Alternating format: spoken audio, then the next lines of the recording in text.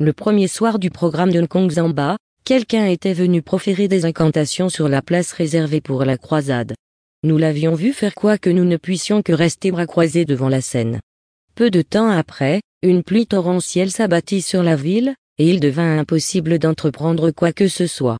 Nous avions même entendu des personnes autour de nous, des inconnus, se demander si ce programme ne tournerait pas à l'échec. Après une concertation avec les membres de mon équipe, nous avions décidé de ne pas nous laisser abattre.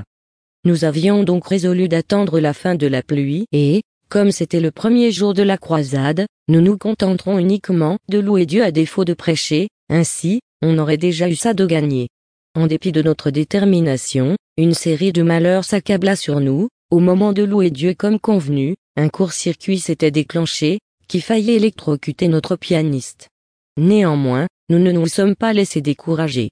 J'ai pris le micro et je me suis mise à proclamer le nom de Jésus. Pour finir, Jésus étant le Seigneur, nous avions fini par le louer sans souci majeur. C'était notre première victoire dans cette croisade. Quant à notre deuxième soirée, elle m'avait semblé réussie parce que nous avions intensifié les prières, en l'occurrence celles consacrées au combat, et le diable avait battu en retraite. Mais c'était à l'hôtel qu'il m'avait attaqué cette fois-là. En effet, quelqu'un avait décidé de m'expulser de l'appartement dans lequel je logeais pour y installer un Européen, alors que je l'avais réservé un mois à l'avance et que, dès mon arrivée, je m'étais acquitté de la totalité de mes frais de séjour. Naturellement, j'étais éminemment contrarié par cette injustice, et je décidai de me rendre au commissariat pour porter plainte. Alors que j'étais sur le point de joindre mes paroles à l'acte, je réalisai soudainement que j'étais en train de faire exactement ce que le diable attendait de moi. En jouant son jeu, je me laissais gagner par la distraction, et par suite, je me détournais de mon objectif au profit des vaines choses de la terre. Je pris donc mon mal en patience, et j'allais faire l'œuvre de Dieu.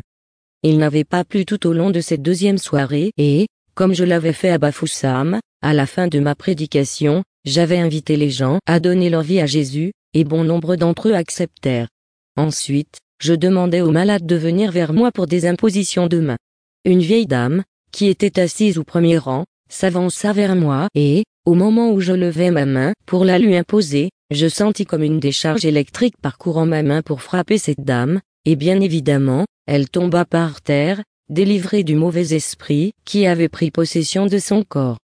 C'était encore au tout début de mes campagnes d'évangélisation. Je ne pensais pas que Dieu pouvait passer par une petite personne comme moi pour agir dans la vie de ses créatures. Depuis ce jour-là, j'ai pris un peu de grade au sein de la marche avec Dieu et de mon ministère. Dieu avait commencé à se manifester par mon entremise pour résoudre les problèmes de ceux qui venaient dans mes campagnes d'évangélisation. J'ai compris aussi que, de manière plus concrète, Dieu se manifestait bien davantage dans les campagnes d'évangélisation, plutôt que dans les églises. La puissance du Saint-Esprit était donc à l'œuvre et, le troisième jour, la foule était encore plus nombreuse que les jours précédents. Ceux qui nous avaient combattus auparavant finirent par nous rejoindre pour louer et danser à la gloire de Jésus-Christ.